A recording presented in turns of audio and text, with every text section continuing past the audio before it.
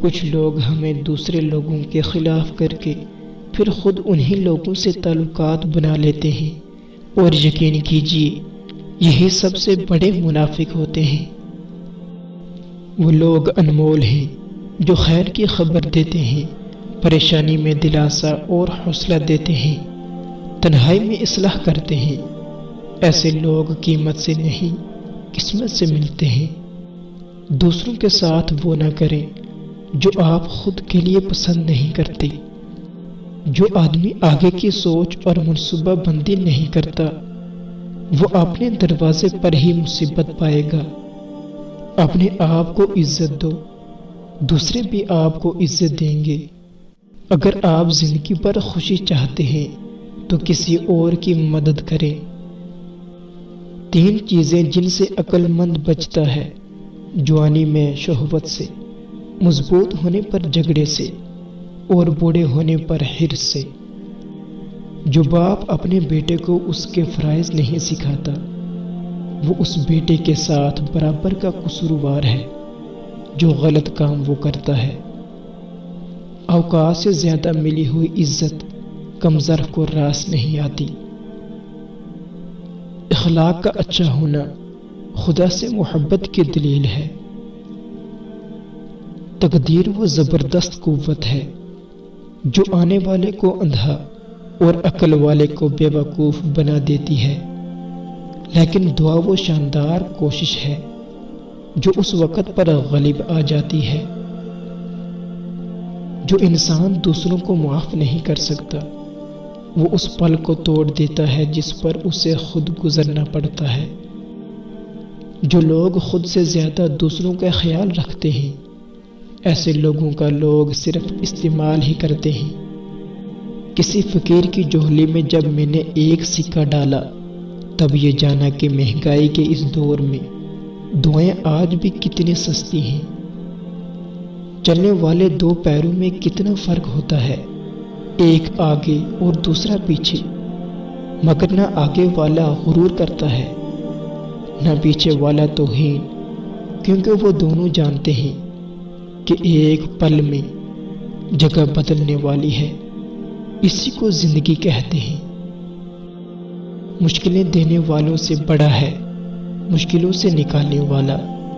یہ بات سمجھ میں آ جائے تو مشکل زیادہ مشکل نہیں رہتی۔ جس طرح آگ کہہ دینے سے منہ نہیں جلتا، بالکل اسی طرح اچھے کو برا کہہ دینے سے وہ برا نہیں ہو جاتا۔ لہذا گمان اچھا رکھیں۔ عزت وہ ایک انمول تحفہ ہے جو ادب سے محروم شخص نہیں دے سکتا۔ اختلافات کے باوجود کسی سے احترام سے پیش آنا کمزوری نہیں، بہترین تربیت اور خاندانی ہونے کی دلیل ہے۔ ہر کامیاب شخص کے پاس ایک تکلیف دہ کہانی ہوتی ہے، اور ہر تکلیف دہ کہانی کا انجام کامیابی ہوتی ہے۔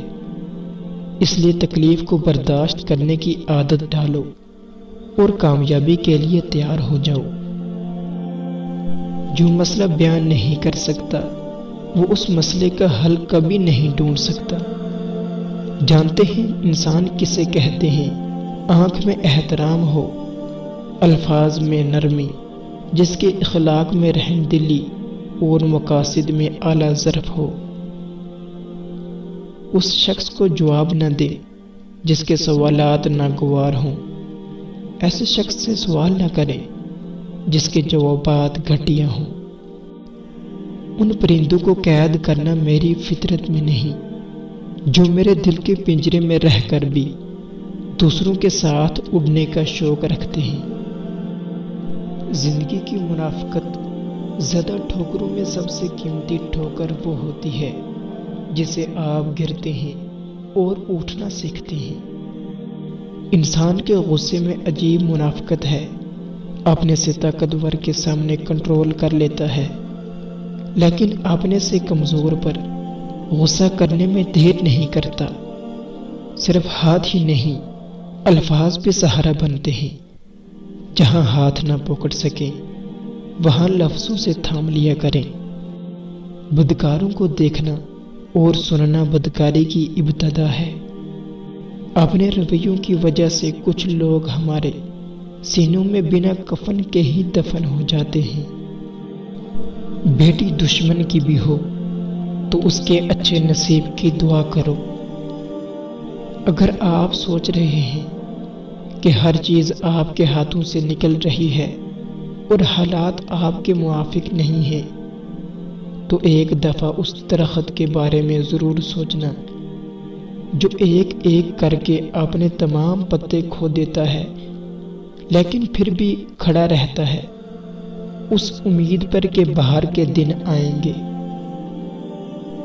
صبر کرنے سے صبر آ جانے تک کا سفر بہت تکلیف دہ ہوتا ہے۔